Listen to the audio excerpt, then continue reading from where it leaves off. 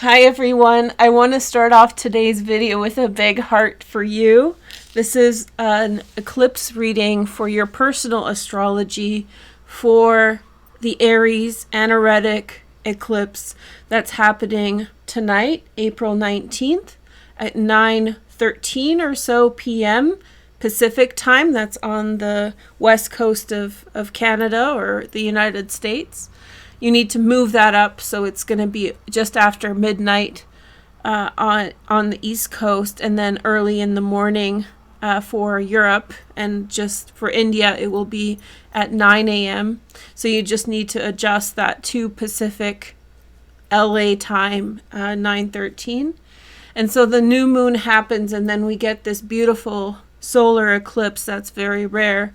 And this solar eclipse is connected to this, and that's why I made the heart for you guys at the beginning. It is connected to the egg. You can't see this because it's very bright today, but this is the rose quartz, of course, which is connected to the myth and the beauty of this eclipse that I'm going to explain for you now.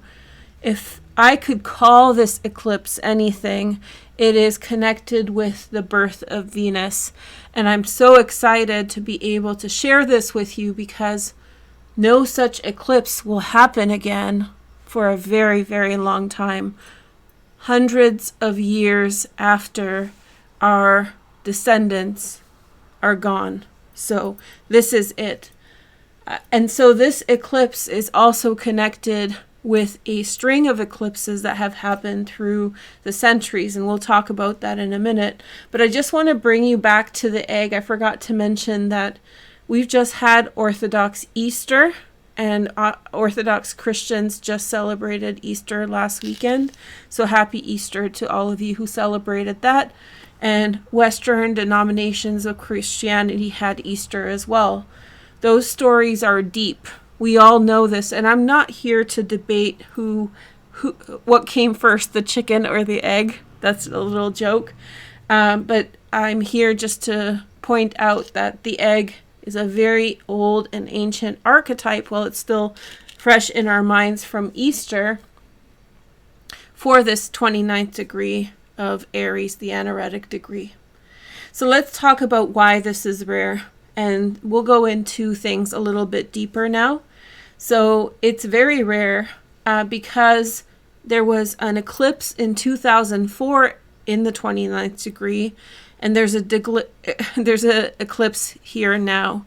And there's no other eclipses that are in the 29th degree of Aries for a very long time before, and moving forward, I don't even know when the next one is. In fact, these eclipses have come together together with in batches. So there was a series in the 16th century. There was a huge series in the 17th century, and I'll explain that in a minute. And then there was a series in the 20th century, and so it's a very important thing to consider. So these eclipses in the last degree of Aries, everything will make sense in a minute, were very rare and came down through history to us only a few times during humanity, okay? And so this will not happen again in these degrees, as far as I can tell, for a long time, way beyond our lives. And the other thing about these eclipses, not just by themselves, but the series together, they changed our whole world. So this eclipse is very powerful, and it has a big story. So today I'm going to do things differently. We're going to do the all sign, by the way, in a minute. I just want to show you the astrology first. And I'm getting out my atlas. So this is a very old atlas. I got this secondhand probably a couple years ago. I like it a lot. So, but it is, I think, from the 90s or older. Like it's after communism fell. So we're good on that front, but still there could be changes to names of things, and if you notice that, please don't be offended. I want to show you guys something about this eclipse. So there's three things with this atlas that we're going to see today about the eclipse, and I put my bookmark as Braille. I looked at the other two cards, but I haven't looked at this one. So I thought it would be fun if I just showed you. So it's synchronicity. Okay, so the synchronicity, this is where I've been like thinking about this and putting this together. The synchronicity of this eclipse is wild. There's tons of synchronistic activity attached to it. But first off, I wonder if I can, I don't want to mess things up, but I want you guys to see. So I'm zooming in on the Indian Ocean. You guys can see that here. And this is where the eclipse will travel tonight. So from the Indian Ocean and then over Indonesia, over northern Australia, and then up to the Pacific Ocean. And so the path of the eclipse is often considered the area of the sky that's very significant and will be impacted directly. It affects all of us. However, especially with a solar eclipse that's very narrow, we see, because it's the shadow of the moon, not the shadow of the Earth. Am I messing up the full moon? Yeah, the shadow of the Earth on the moon, and then the shadow of the Earth of the moon on the Earth is very narrow here, and so it just cuts right through this area. So it swoops up in like a big S like this, okay? And so this is very significant because the area where this eclipse happens along will be particularly exposed to its energy. But here's a very ancient practice of astrology technique, and that is that ancient people believe that the direction, so modern astrologers will identify the area as being very important, but ancient astrologers believe that the direction of the eclipse, which is right through here, is actually going to be pointing in the direction of important things that are happening. So the direction that you want to be considerate of is towards the Pacific Ocean. And so we have Taiwan here. I don't want to fearmonger or scare anyone about that, but this is the globe. So let me pull out now and show you the rest of my point of view. So we have the globe with this eclipse going over here, and the eclipse ends over here somewhere on the other side.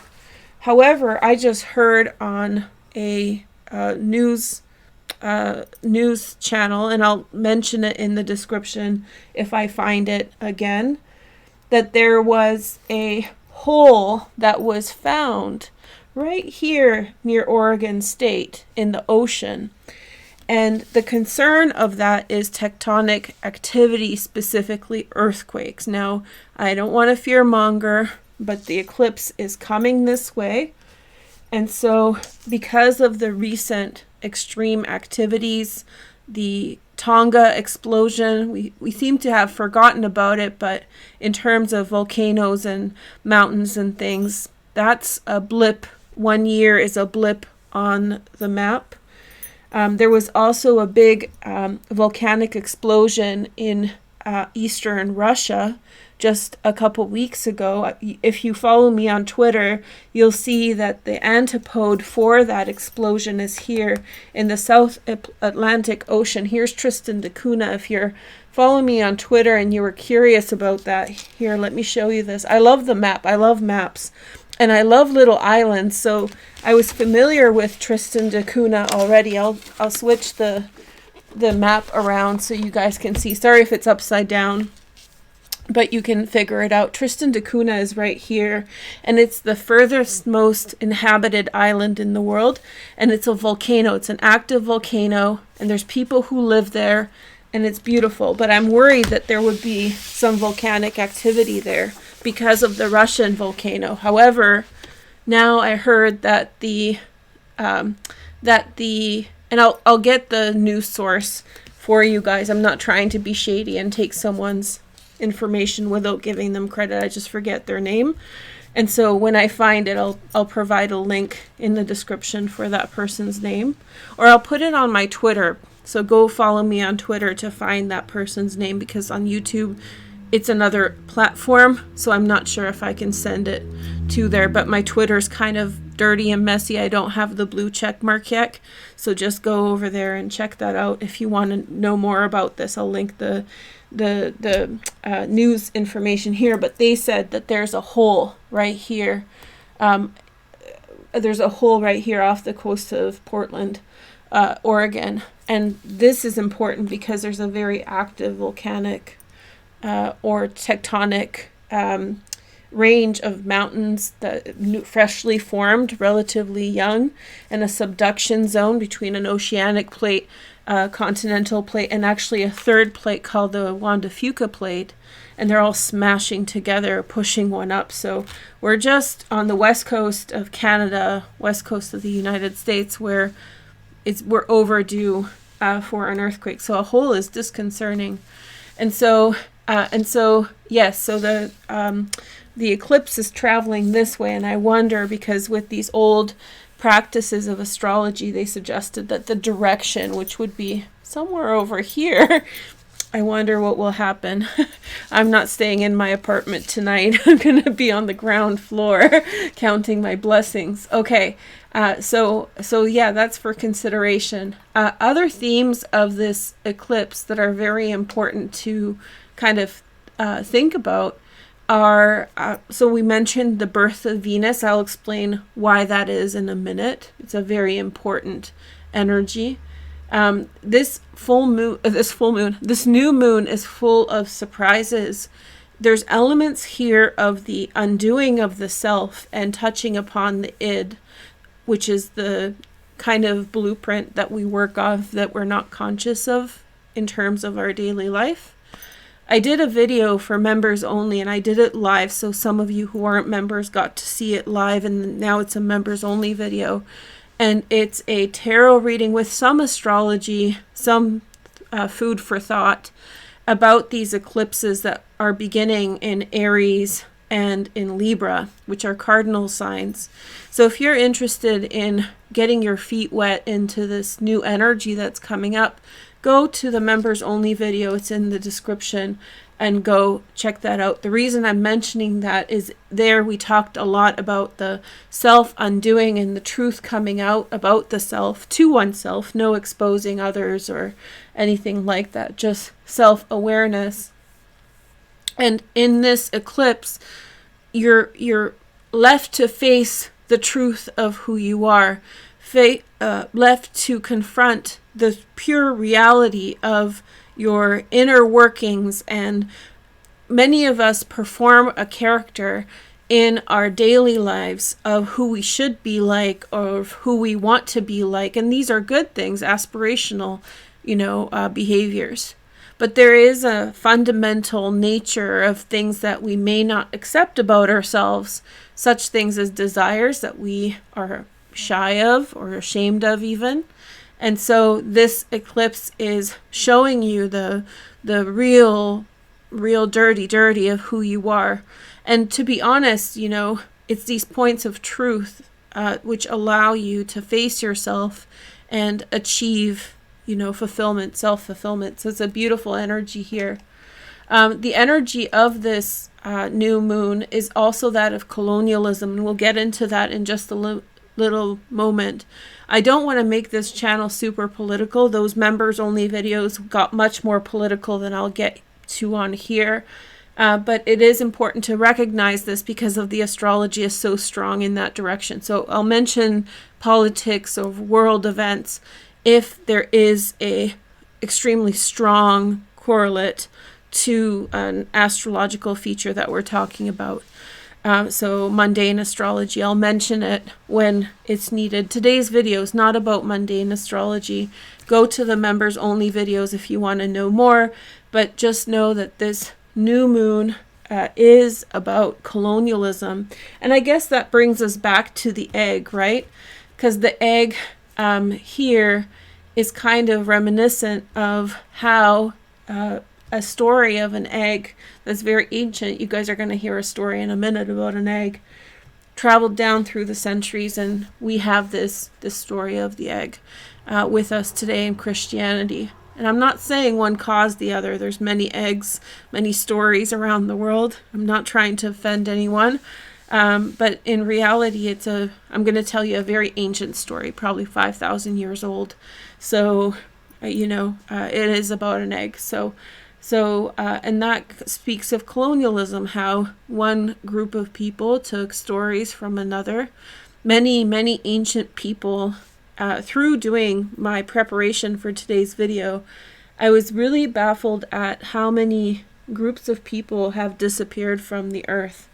Our ancestors, in part, some of them have amalgamated into other communities, but some ancient societies, some ancient cultures and ethnicities have completely disappeared. And so in this kind of cultural genocide that is happening all around us all the time, colonialism and the different point of view, specifically for this eclipse, between the colonizer and the colonized. And by that I mean, and I'm not going to talk about this deeper, so I just want to acknowledge this here, how the colonizer has one view of history while the colonizer sees things a different way. And the colonizer says, come on, forget about it. I feel connected with you. And the colonizer says, ew, no. I have PTSD from all the colonizing you've did. Leave me alone. And so how the difference in perspective on situations and what we're left with is a huge theme of this eclipse as well. Okay, that's it for politics anyway. And again, bringing into the self-undoing aspect of things, it's the hidden realm of the psyche, the subconscious.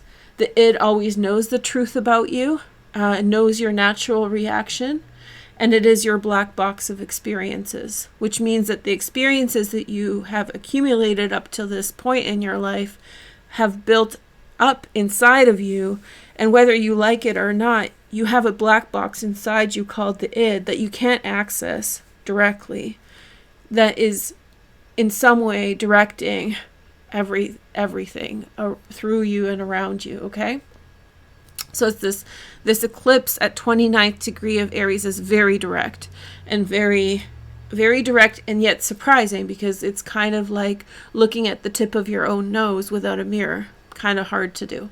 Okay, so it's not what it seems, and another aspect of this eclipse, and why I really brought out the globe, because I really wanted you guys to see this. There's a huge energy of this eclipse to do with expansion and not becoming undone, unwound, and we'll go into that in just a minute. It's the call of destiny pulling energies apart towards their unique futures, away in history, pulling you one way and pulling you the other, okay? And so yet there is a connection, however, it's in the past. This is much more about the separation of two realities, okay? Or the breaking forward, breaking through old ways of living, shedding skin, just like the snake, because the snake is an ancient archetype, also connected here in some ways, and then also freeing ourselves from old ways of doing things, old ways of being governed, old ways of living, and finding freedom. And so I mentioned that we move on in these two different directions, and yet there is a history there that we share as the colonizer and the colonized, or neutral parties, or whatever. There's a history there. And that history, especially for the colonized, is a liminal space between needing to remember what happened and needing to forget what happened so that we can move on. And in an earlier video, I think this was a members only, I came to this kind of little line. It's inspired by a song by Bjork, who I love. And so the line goes, I am the hunter, I am the hunted. But I always sang the song, I am the hunter, I'm not the hunted, since I've known the song. And now I've transformed that line into be the hunter, not the haunted, Haunteded.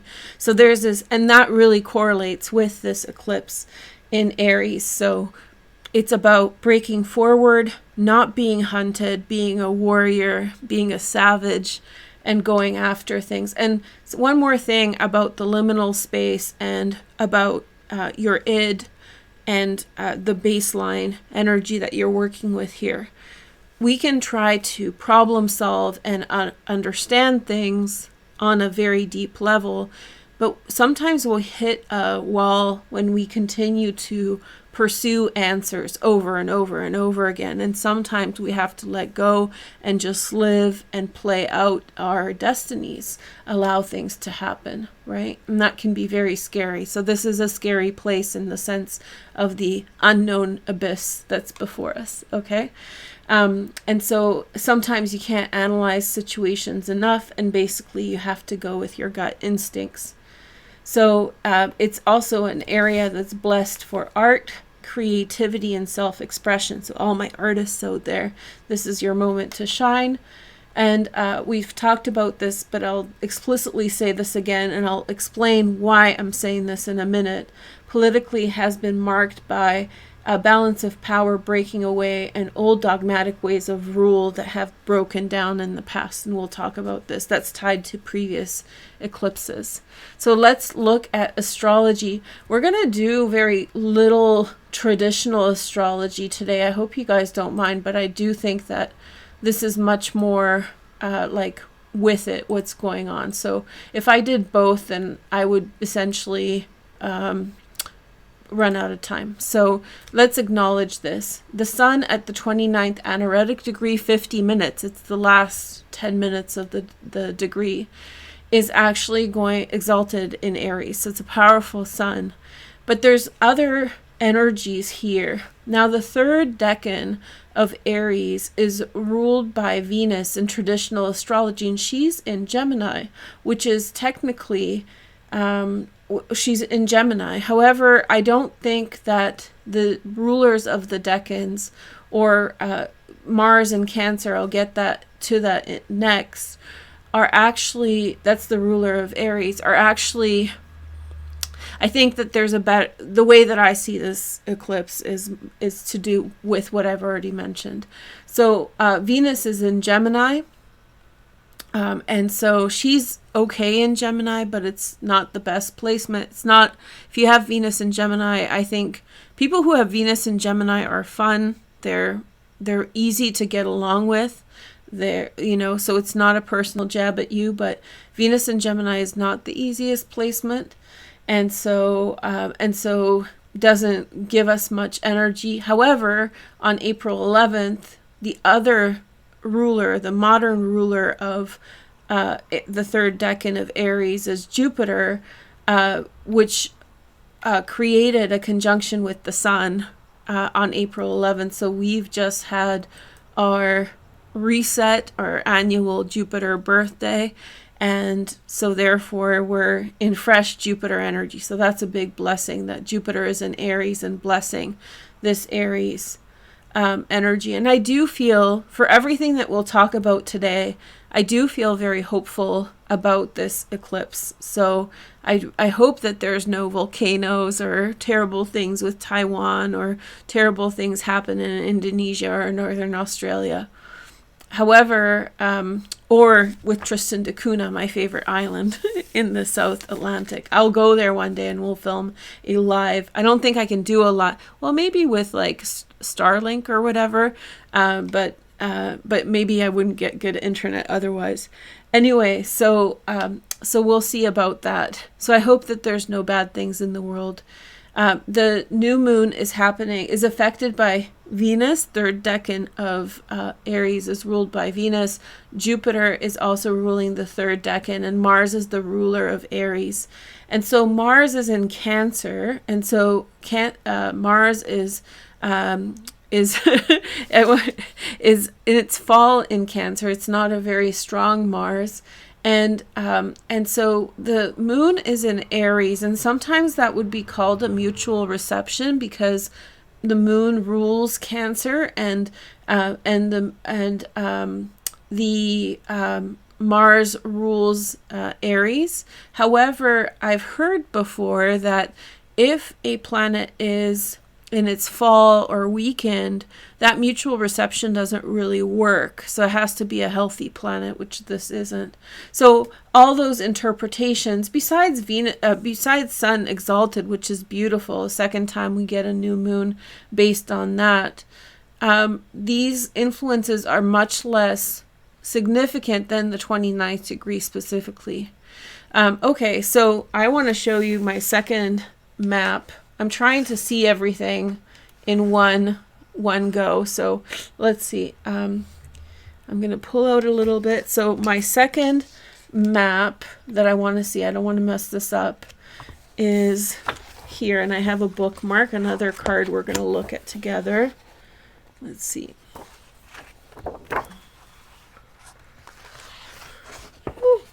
Okay, so this isn't my second. You guys saw it. So you saw my second card. Oh, we'll get to that in a minute. Okay, so here is our second bookmark, and we have the beautiful Union card, which I was very excited to see this one. I already saw this one before. And I want to show you guys something quick before we get into this. And so basically there are two rivers that are here in this area of the world that are very famous.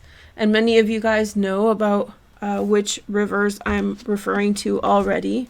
Let me find them again. I just found them and then I lost them. Hold on. Through, where is it?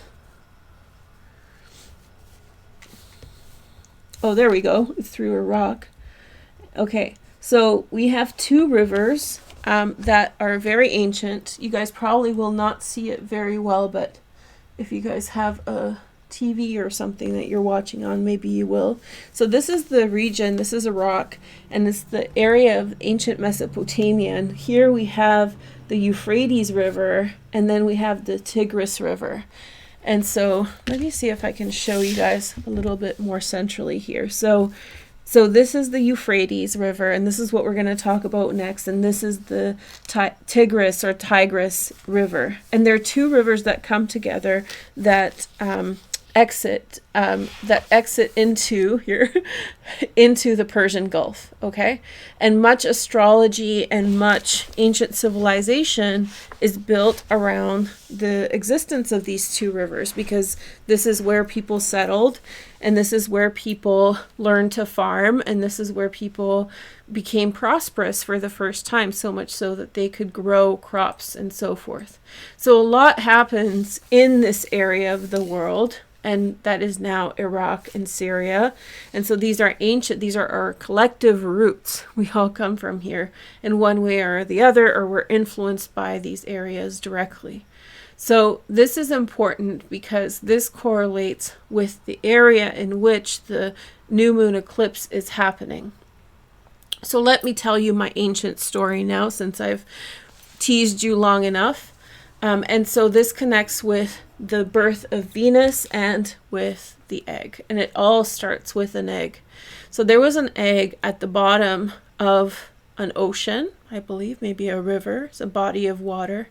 And so this egg was underwater, and two fish swam by to see the egg and saw the egg, and they said, okay, let's bring it up to the surface of the water and leave it on the bank. And so they did so. And then what they did was they, a pigeon, maybe a pigeon, but a dove flew by. I love pigeons. Flew by and began to brood the egg. So it nurtured it. And out from the egg hatched a goddess. And so the pigeon, the bird, the swallow, the bird, the beautiful bird that brooded the egg, that set the goddess free, flew off in one direction, and the goddess flew up into the sky. Okay? And so this was the seat of the Queen of Heaven, as it was said.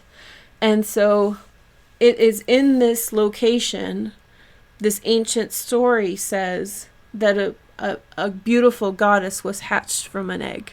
So chicken, or what was the egg that hatched the goddess, and we don't know what came before that. And so it's an ancient story that connects to many other stories, and it predates a lot of our modern interpretations of it, and it's a story that we have only in partial information, but it's really beautiful. And the story reminds me of a Salvador Dali painting. Everything about this eclipse reminds me of this painting, and the painting is called Geopoliticus, Child Watching the Birth of the New Man. And so I used an aspect of that in my thumbnail today with the man breaking out of the egg. But it's a beautiful painting, and you can look it up in Google by typing in that name, Geopoliticus, Child Watching the Birth of a New Man. It's a painting from 1943, so we know what was going on in Europe then. And this goddess breaking out of the egg and flying up to heaven became the Euphrates River in story. So it's this one right here. There she is. There's the egg. And then on the other side, on the Tigris, was the dove that, or the swallow that brooded the egg, and so it flew off in the other direction. So they were tied together in this particular position where the eclipse is happening. That was the point of departure in which one went in one direction and one went in another, and it reminds us of those liminal spaces of remembering and forgetting the past. Yes, some people are tied together forever in memory, but they have their own unique destinies to fulfill, going in separate directions. So it's that memory that ties them together, and that knot between them, the brooding, right, is the moment before the goddess breaks out of the egg and is set free. So it's not about holding tight, but it's about expansion. Okay? And so this so in ancient astrology, the stars were connected to the atlas. They were connected, as we saw in the other map, how the eclipse traveled across Indonesia. The ancients believed that the stars correlated with physical geography. So they literally thought that the point at which the Tigris and the Euphrates meet and exit into the Gulf was the position of a specific star, and that fixed star was called Al-Risha. And it was called the knot because it symbolized this ancient separation. And so this star, as you guys can guess by now, is in the Pisces constellation, which is strange because an eclipse at 29 degrees of Aries in the I forgot the word sidereal system. I forgot the word sidereal for some reason. Should be at 5 degrees Aries, correct? So our 29 degrees tropical is 5 degrees Aries. However, Pisces constellation is so big that it extends over into Aries, and Al-Risha is the alpha star of the Pisces constellation. And so the Tigris and the Euphrates represent the Pisces constellation in ancient astrology. So that's how that all connects, and why this specific rare eclipse is so special, because it is that position where the two fish are tied together, and that's why it is the way it is. Okay, and so that now you know the story. now you see how an eclipse at the 29th degree in Aries is actually in the Pisces constellation, and it's a very blessed position where basically where the goddess hatches from an egg. So Venus, the birth of Venus. Very, very beautiful iconography. So this is also the place, and this is, I'm not trying to be, I'm going to use my words carefully, but just to illustrate the point, this is where the baby is born into the world. This is the position where the baby is born into the world and comes into reality. So the baby is always connected with the mother by joint memories, by joint history, but they have unique destinies and unique directions to go in life. And so therefore you have these separations. One other really important astrological observation before we get into this deeper, and then we're going to do the all signs, but as you can see, it's a lot to say, is that Mercury is going to go retrograde tomorrow on the 21st of April. And so that correlates to this eclipse as well. Mercury has been historically very connected with the eclipses I'm about to talk about. And so Mercury turning retrograde, Uranus being in Taurus, they're all facets of other eclipses that had happened before that activated certain things in history. So I hope this gives you an idea of what that means for you. I do want to very quickly, this isn't going to be long, explain to you, because there is a political, that's why I have the map, there is a political element to this eclipse that's very important to acknowledge. I will do more content on this in the future in a more dedicated video, so this isn't going to be intense, but you want to hear this even if you don't like political astrology. So we said this eclipse at the 29th degree of Aries is very rare. In fact, the midpoint between where the new moon happens and the north node, as the moon travels overnight in between where it was the new moon 29th degree to the north node, the midpoint between these two positions is the exact square to Pluto. So we've been hearing about that. And the square to Pluto is an ominous position during a eclipse for many reasons, but there's one that I really want to highlight now. In 1939, there was a square to Pluto when there was another eclipse that had happened.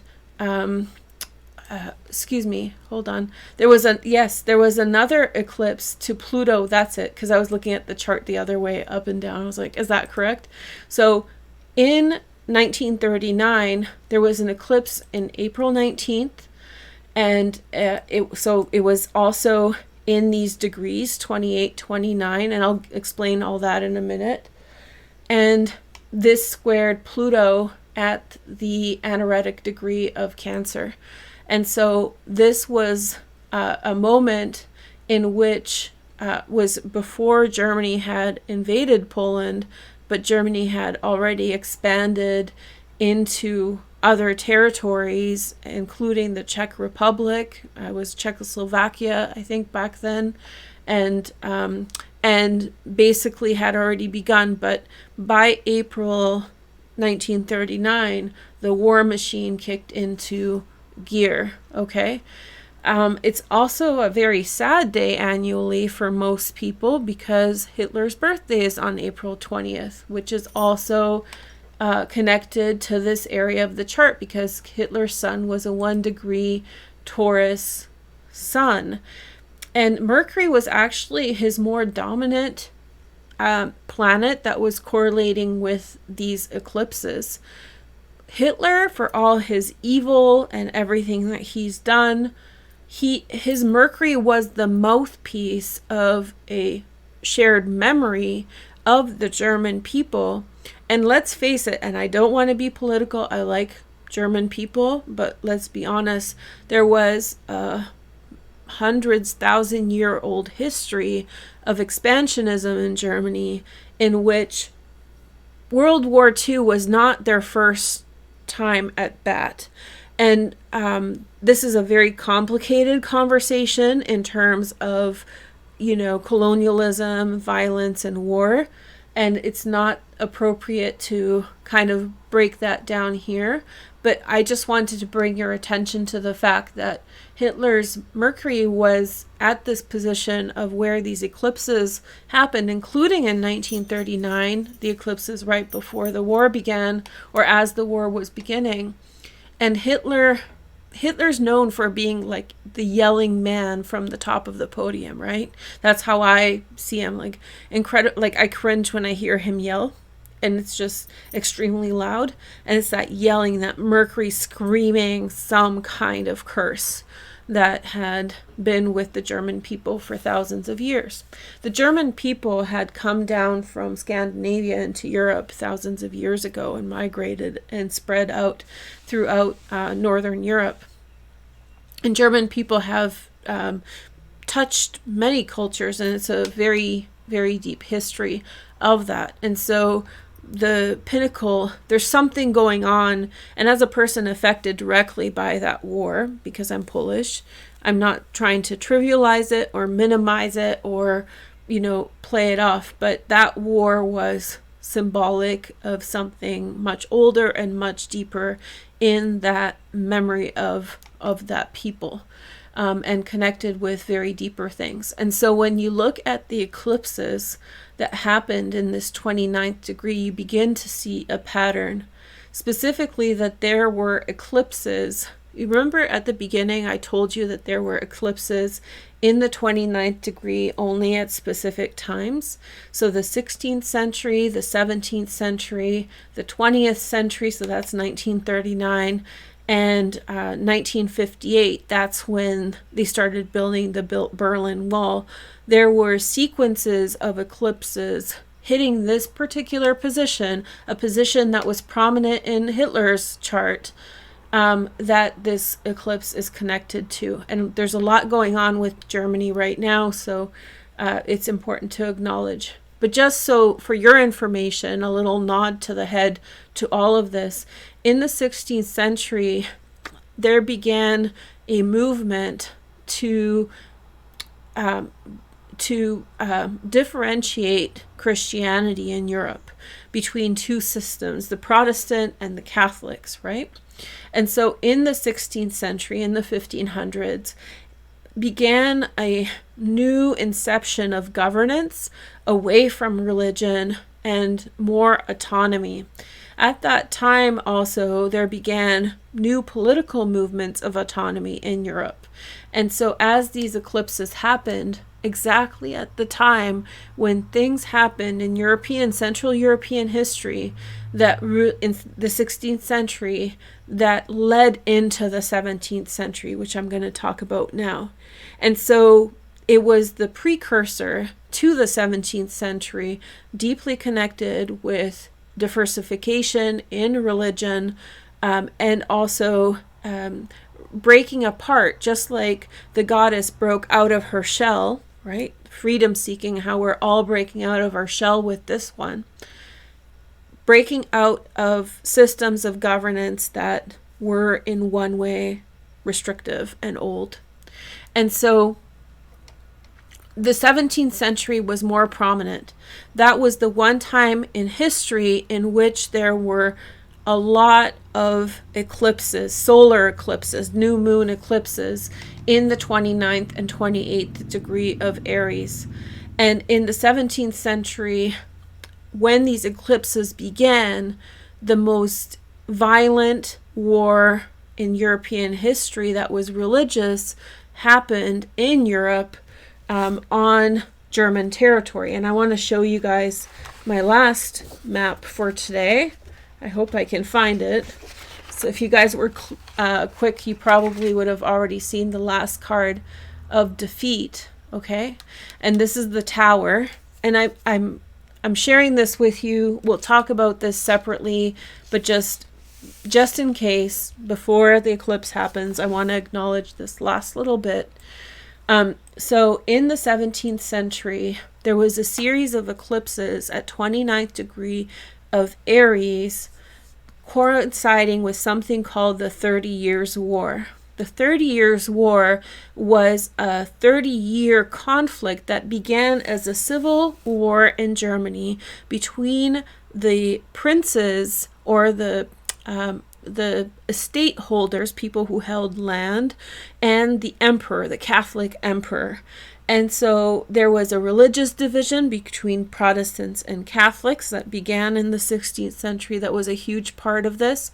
But there was also a shift away from totalitarianism towards independent people who held these vast estates. These were not middle-class people. They were princes and dukes and things who wanted self-governance. Germany at that time was not a unified state. It was a conglomerate, the Holy Roman Empire. And so it was a conglomerate of unique independent people, but they wanted more power, and they wanted to have the emperor as the figurehead. So what began as a civil war, sort of, in Germany between these different factions, ended up expanding with other Northern European and ultimately French intervention. This led to 1/3 of Germany's loss of human life. During this 30-year war, Germany had lost territories, and it was incredibly violent. And ultimately, it left Germany divided and in a very difficult position until the 19th century.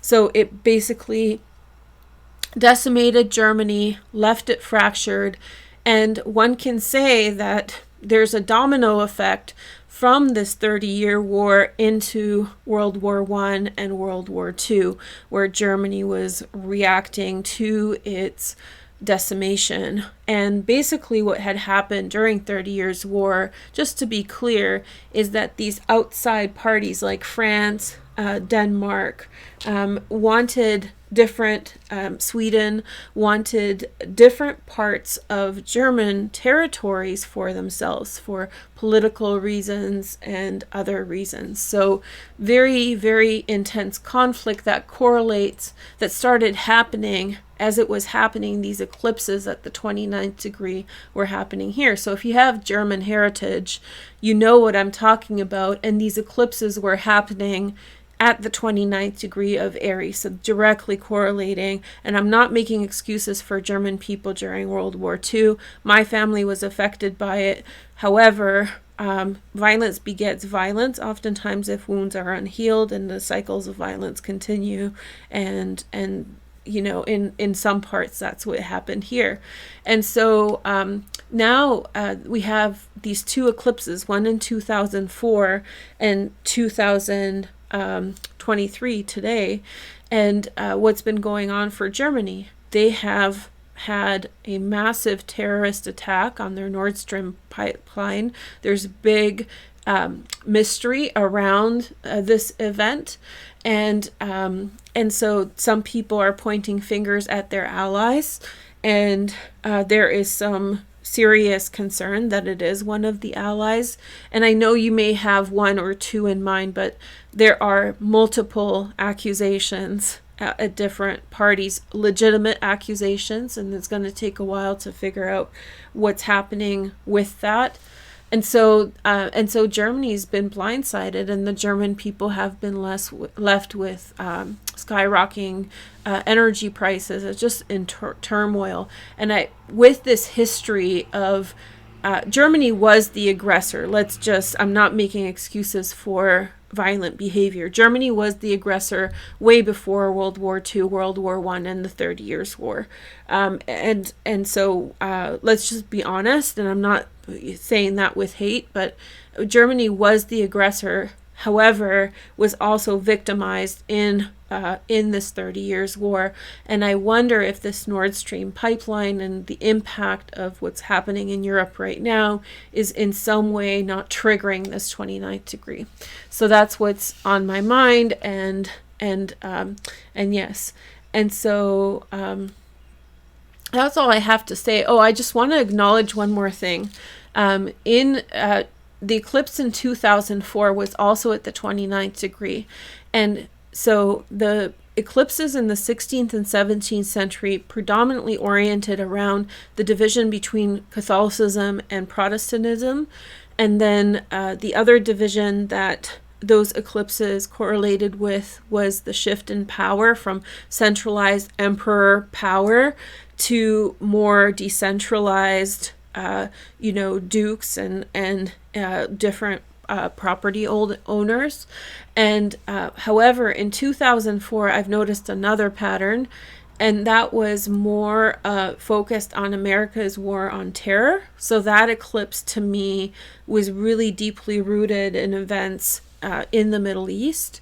And some of the same, one of the aspects of the 30 Years' War that was incredibly terrible was that they ended up in a stalemate, which caused a lot more violence and a lot more death to happen. And so essentially that caused a lot more death, a lot more loss. And so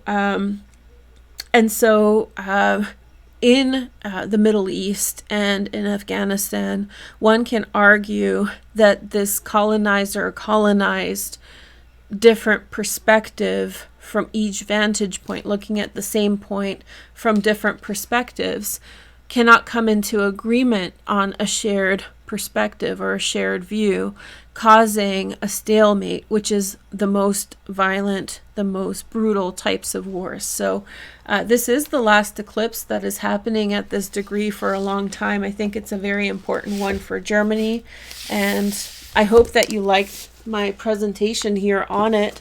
Let me know if you have questions. Whenever we get into technical stuff like this, in order to bring everybody up to speed and not just throw names at you guys, basically I have to get into detail, and look, it's 50 minutes already. But I did promise you a sign by sign astrology reading, so let's just do a quick one today, and we'll do more in a minute. But let's do an all sign now, and I'm going to run out of time in terms of light, so we have to acknowledge that that's a factor for Varush. What is it? I think it's symbolic in terms of things that are coming up. So we have Aries. Aries did come up in the reverse, which is so interesting and kind of eerie given the end of our conversation here. But if you're an Aries, this is the second eclipse in your Aries sign. It's not a bad omen for you, but this is the moment in which you transcend, come up. Jupiter has passed Chiron. There's been a lot of healing to your personality, to yourself. This marks a new beginning of eclipses that are happening in Aries, as they're happening in Aries. Let's just pull some cards for insight. So we have the Hanged Man. This is a deck that I got as a gift from one of you, and it's one of my favorite tarot decks. So, and then we have the Three of Swords, and we have and it's in German. I think this is the Four of Wands. This is like the hardest deck if you don't read German. So I have a feeling that there's a delay regarding something, matters of the heart, how you feel about something, and your feelings about a situation. And there's going to be healing for you in and around the home. So look, you have Mars in Cancer in the fourth house, the house of home. So you have this maternal energy. I don't feel like whatever's causing you distress, Aries, is going to be long-term, or is going to be, it's not a difficult situation, but there are delays. And so I think that you're going to pull back into the house to heal from your perceptions or experiences. But I do feel like that you have to be patient with the situation that's weighing on your heart. Okay, so today's going to go by quick, but I hope you guys don't mind. I do want to do astrology for every sign. So we have Moon. Okay, That's Pisces. Pisces energy. Okay. So Pisces energy, we have the new moon happening in your second house. To me, this feels like it's a final breakthrough for you financially almost immediately. There's some kind of something that's facilitating for you freedom, Pisces, and you should pursue that, whatever's coming up. So we have, you guys are going to be correcting my German. I don't know what Dre is, but 3 of Cups or 4 of Cups. This is abstract art, so, but they're beautiful. That's okay. I'll still get the messages. And then we have this Zen, Zen. Eins, zwei, try. I don't know. Okay, and then we have the 10 of Cups, and then we have the Sun of Flames. Okay, so I'm not going to back off now just because I can't read German. And so I just love the background in these cards. I wanted to use them together. It really feels as though somebody's coming through for Pisces with good news and with good energy. The Sun of Flames is passionate in what they're bringing towards you, and good luck is coming towards you. There may be reunions here, and there's emotional fulfillment. I feel like you're one step closer to freedom here in terms of the external things that you need to achieve that, or to get there, to get what you need out of the circumstances. Okay, so that's for you, Pisces. Okay, so I'm mixing up the cards so the order is random, okay? So then we have Taurus, and out of mindfulness for the last sign, so they're not in the dark. I'm going to giddy up. So Taurus, Sun, Moon, or Rising. I'll be back with more soon. So this was a very, I had a lot to say. I held back a lot with this one too. So I know I said a lot, but there was a lot more to describe what's going on here. I tried to summarize it the best that I could. Okay, so next, Taurus, your new moon is in the 12th house. I find Jupiter transits of the 12th house difficult for people, not the natal placement. I think people who have Jupiter in the 12th house, it's a beautiful placement natally, but as a transit, it's oftentimes intense things happen. So you're having an eclipse really at the peak of dawn, right before there's a breakthrough. And I feel like there's a sense of magic and mystery here. And that story of the egg and all of these subconscious metaphors, I think, speak to people who have Taurus placements the most. Okay, so we have 9 cups. So a wish is coming true. I strongly believe that for you. And we have, again, some delays. You have to be patient for things to come through, for things to manifest in the way that you need them to. And then we have the Death card, which is change is coming. Taurus, change is coming in a big way. Something that you wanted is coming, but there is delay. This is the Hanged Man. What could that be? It's something that is a deep desire in your subconscious that is coming out into reality. Your world's about to change because Pluto, that's in a square aspect to this eclipse, is in your 10th house. Your world is changing. Let's say whatever you needed your world to change into, you're seeing this transformation unfold before you at this time. Okay, so let's see the next message for the next sign. Oh, we'll get through this very quick.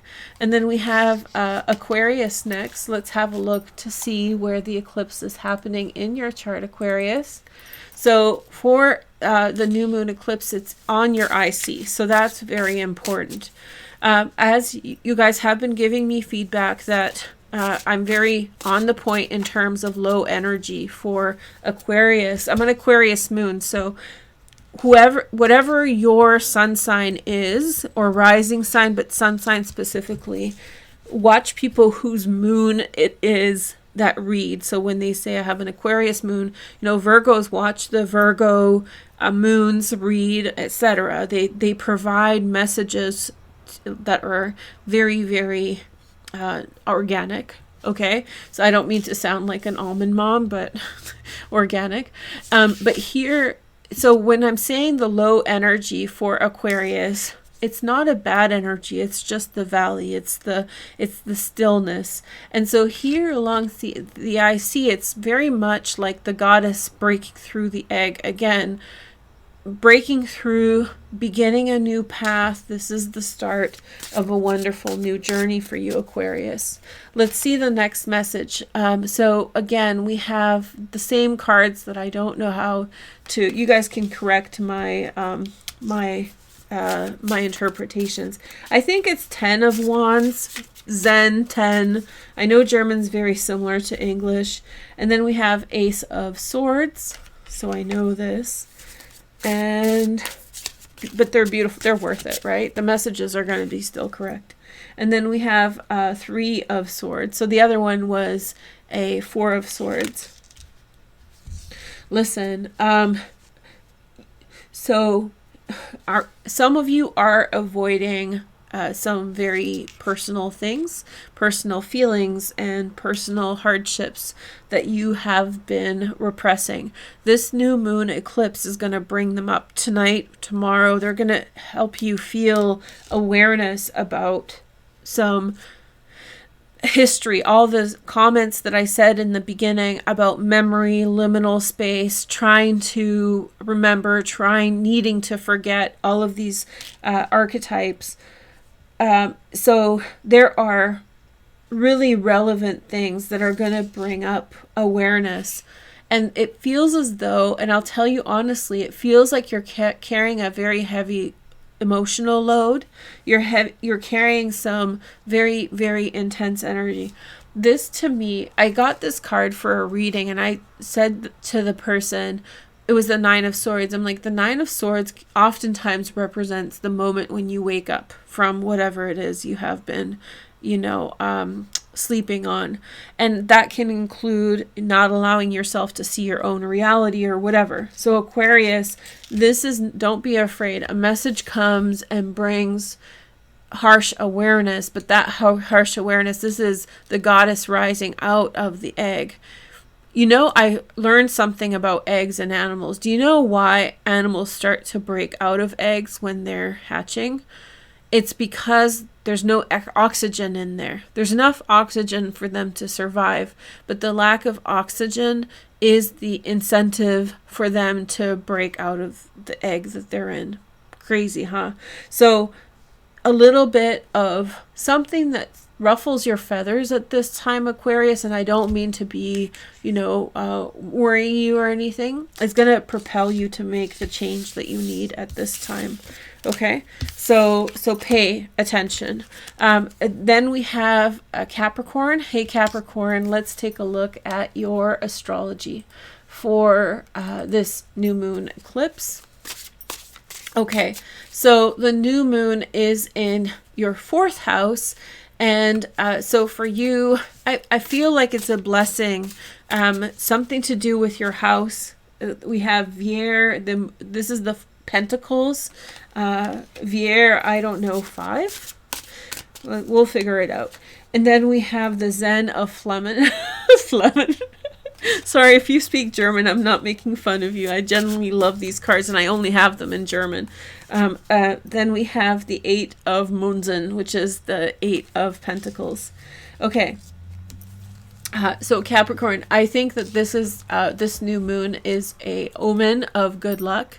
Something that is tangible and around you, a good purchase of something, money's coming in. I have a feeling that the need for money, the need for more resources is going to propel you to apply yourself at this time towards something. I think that you've possibly been resting up until this point, but there's going to be success. I love the 8 of Pentacles. I'm a Virgo. This card is ruled by Sun and Virgo. I love this card. I love Capricorns for this energy. Get down to work and apply yourself. So this energy is with you at this time. And it might start from a little bit of awareness, like, I can't take as long of a vacation as I wanted this summer because of inflation or because of whatever. So I'm going to work a little bit harder. So you're really taking on that next step. And I'm not, I'm not excusing inflation or that people have less money at this time. I think it's terrible what's happening, but I do think that that's what's happening for Capricorn, that you're essentially going to pick up the slack, and you are taking it a little easy, and that you're going to do what you can to make a better situation for yourself. Sagittarius next, Sun, Moon, and Rising. Let's talk about your energy for the next for this eclipse. And it's just for the eclipse, the energy that's initiating here. This is the moment, like I said, this is where the baby's born. This is the break from the mother. This is the separation. Here is the Eight of Swords. Okay. Aren't these cards so beautiful? And then we have the Tower. Sag, big messages here. And then we have the Nine of Wands. Nine of Wands. Okay, so there's a situation that you need space from. There's a situation that's not easy to resolve, and I think you're coming into awareness here that you have to protect yourself from it. And so you're fine, because the Nine of Wands, this is the person who protects themselves, that takes care of themselves, and that's what you're going to do. I feel so sympathetic to you about this. There's a situation that feels futile, that feels hard to resolve. I think that it's been something that's been dragging on, and this Tower is signifying that it's coming to an end. The eclipse is happening in your 5th house, which is signaling, I think, happiness in the home. When you spend time with yourself, you find joy, happiness, celebration, fulfillment. But whatever it is you've been going through has been dragging on, and it's going to stop right here because your happiness is impacted by its negative energy. But the Nine of Wands here is you nurturing yourself, taking care of yourself, playing with your cat, playing with your dog, whatever it is that you need. I sense, because it is a new moon eclipse in this very special degree, there's like a nurturing here. So you're not sad, you're just getting away from the darkness, very, very pushing it away, very passionately. Okay. Here is the next sign. Oh, Virgo's next. I was wondering when you guys were going to come up. So Virgo, Sun, Moon, and Rising. Let's take a look at your message for this eclipse. So the eclipse is happening in your 8th house. Drastic, unexpected endings, something shocking, something unexpected, change. Also a new beginning, to help someone, and stepping in, a quick moving situation in which your participation is necessary. We have the Father of Cups, the King of Cups, Pisces, Cancer, Scorpio. And then we have the Ace of Pentacles, a new beginning, new physical beginning, new financial beginning, success. And then we have the Acht of Flammen. So that's the Eight of Wands. That's Mercury in Sagittarius. There's good news that's coming to you, Virgo. Very, very good news. Money's coming in from possibly a water sign, but this can also represent your husband or wife, depending on, masculine energy and water, so fire and water, okay? And then we have the Ace of Pentacles and quick messages, bearing good news. There's gifts here. 8th house is shared resources. You're receiving a gift. You're being blessed. There's a breakthrough, an opportunity, something that, this is arrows of love coming towards you quickly. So there's positive reinforcement of a situation that's happening very quickly right now. Okay. We made it. I think we made it. This is faster than my regular readings. We'll do longer ones. And if you're really, I'm not trying to upsell members, but I did a 3-hour reading for members. So if you want one of those, it's in the description. And I'm not doing this short here now. I'm just doing it short because the light's going to go. The sun's going to set. So I wanted to get a video out to you guys today before the eclipse. So I'm literally reading as the eclipse begins. So we have Leo here. We're in the heart of the storm. Okay, so Leo, meow meow, how are you guys doing? I hope you're doing well. Let's take a look. This eclipse for you is at your MC, right? So at this topmost, I feel like this is the time to step out and shine on something, Leo. If you can, if you're catching this early enough during the eclipse, show of yourself, your highest manifestation of yourself. Okay, so we have 10 of Cups. I think Zen is 10. Okay. I like that. Zen is 10. That's a cool, I'm not, 5 of Swords. Okay. So there are, we've seen this come up for Leo's conditioning that keeps Leo's back or down. Other people don't let you shine like you shine. When you shine, when you are at your best, it's lovely. So this is, we have the star, the only time it's come up. So all I'm telling you is whatever's in your heart, whatever you need to share of yourself, whatever you need to share with the world or with one particular person, this can mean relationships as well. Go out and do it alongside this eclipse. This is a big show yourself, show your true nature. And it can be motivated by slight frustrations. There are squares on this eclipse, particularly the Pluto square, but they could be motivating factors. So not everything needs to be perfect in our world at this time. You have luck ahead. So if you're thinking about what you're going to do and which direction you want to go, you should try things at this time. The MC is a position between the 9th and the 10th house. And so this is our outward expression. This is the noon sun. Okay. This is the energy of the noon sun. So it's beautiful. It's a beautiful energy. Step into it, Leo. Let's see the next sign. We have Cancer. Hey, Cancer. Let's take a look. So no more Capricorn, Pluto. Let's see. How are things going, you guys? Are you feeling better? The new moon eclipse is in your 10th house of your career. So the theme is saving face.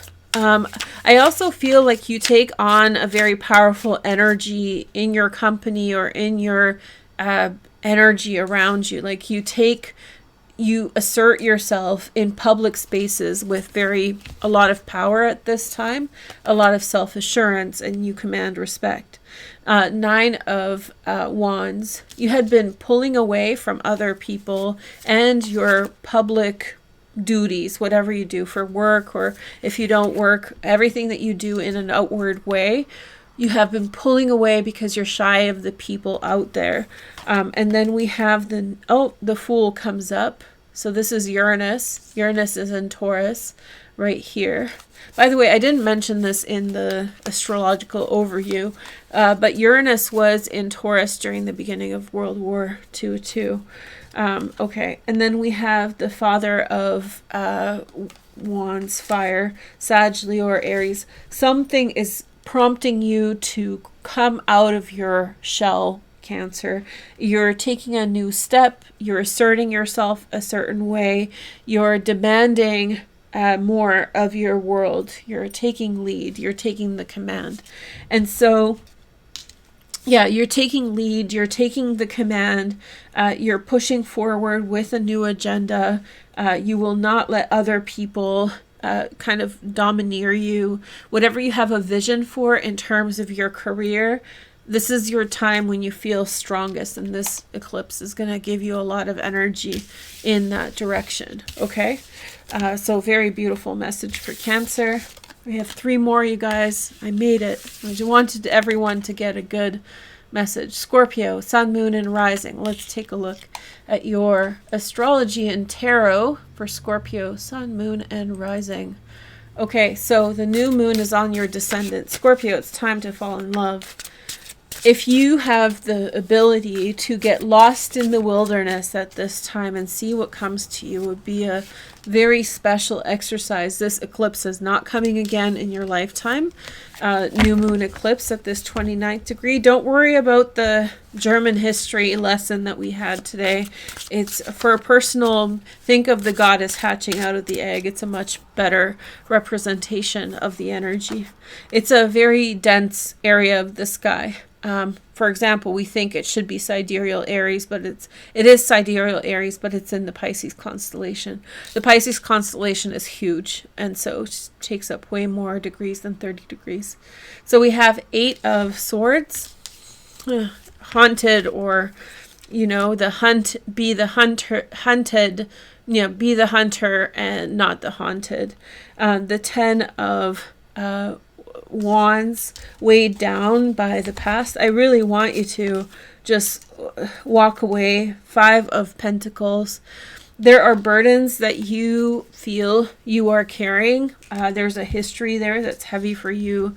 This eclipse here on the descendant, somebody's coming in to give you help with all this. I strongly believe that.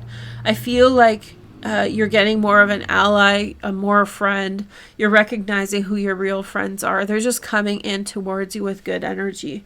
And maybe you've been through a lot, so that when we go through a lot and good people show up in our lives, it's really easy to see them, right? So maybe you have been going through frustrations with money, or feeling like separate from other people. And so the good people in your life, just the contrast is so great that you'll be able to see that much more there.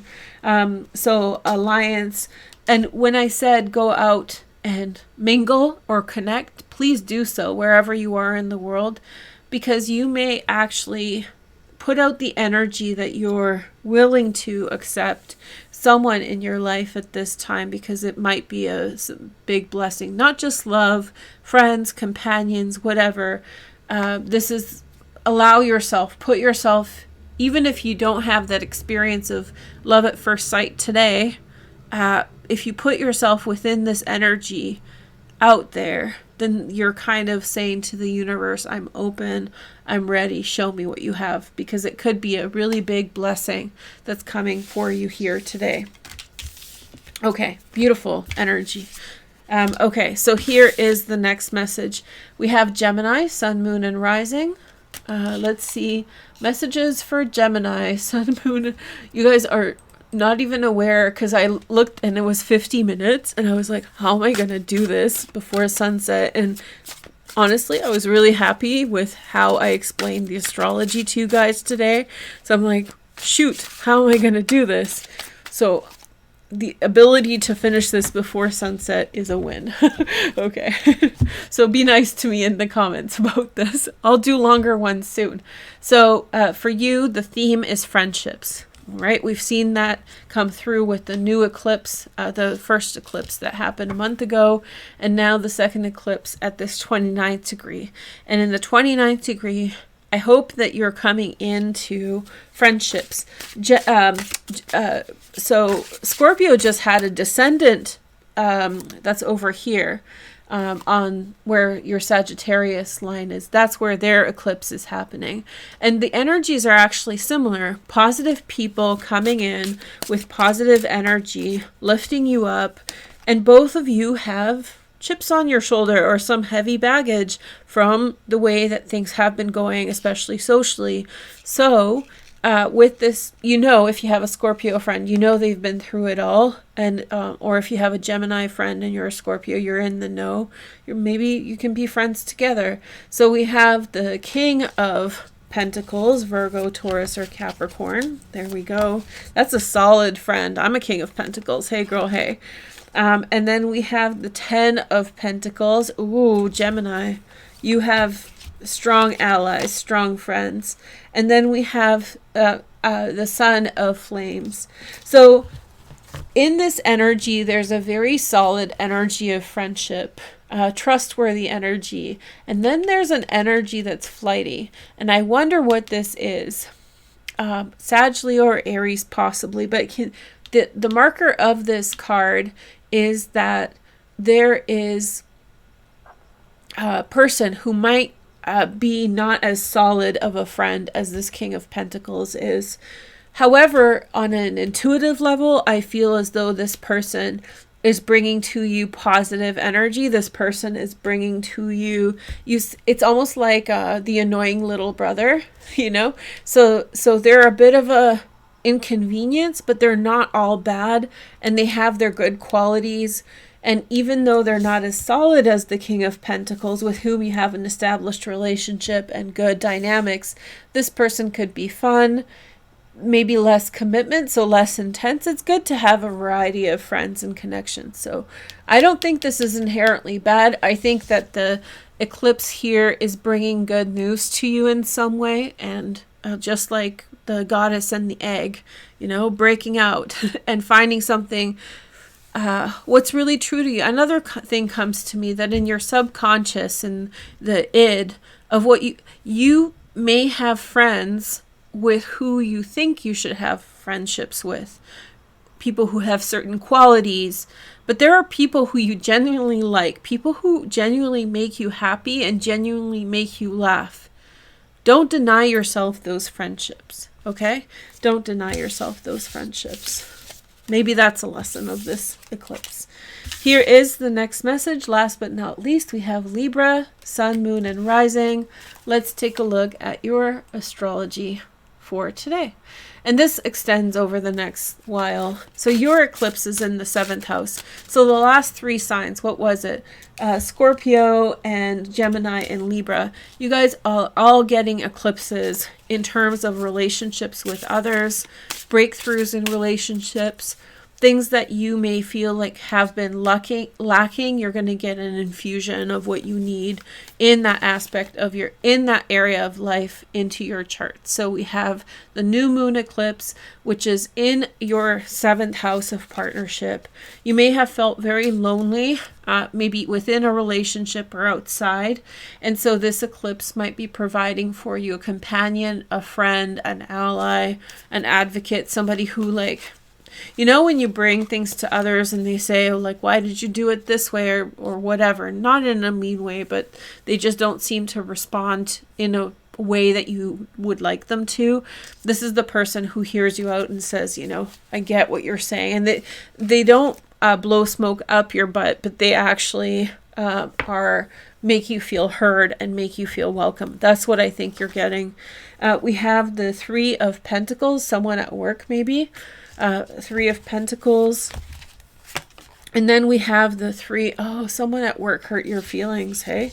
You know, when we feel vulnerable and we have one experience with someone negative and that feels overwhelming, maybe you have more than you give yourself credit for. And even because you feel vulnerable, someone at work said something, or I remember there was a time when I didn't really know a lot of people around, and at work people were asking, what did you do on the weekend?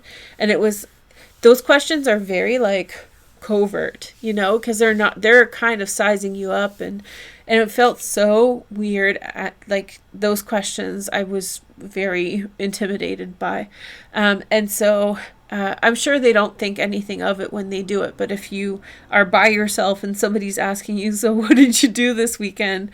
You know, you just have to kind of dress up what you did and hope for more adventures in the future. So it could be something like this that's touching upon a sore spot.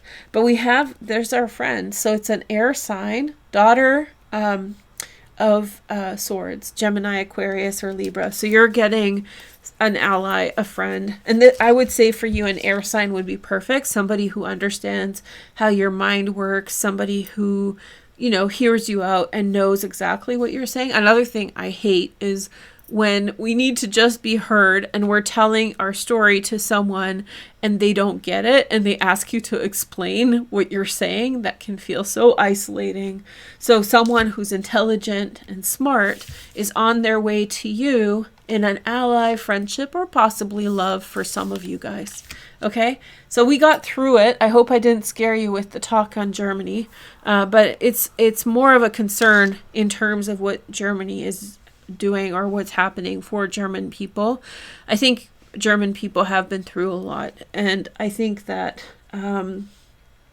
I think they've been through a lot, and I think it's a complicated history. And as much as we are benefactors of the ill deeds of our predecessors, and that should be always kept in check in terms of privilege, we are also not our predecessors. So it's kind of a fine balance between recognizing our privilege that ill deeds of the past have garnered us, but then also recognizing that we too need to be nurtured and cared, and we didn't ask to be brought into this earth, and we are here and we're just dealing with it. So all my love to my German friends. I wish you guys all the best. Let me know what's happening in Germany. There was already some kind of, I saw on the news today something to do with money, but I was busy getting this ready. So anyway, have a wonderful eclipse. I'll be back with more later. Let me know in the comments if you want to know more. I'll talk to you soon. Take care. Bye.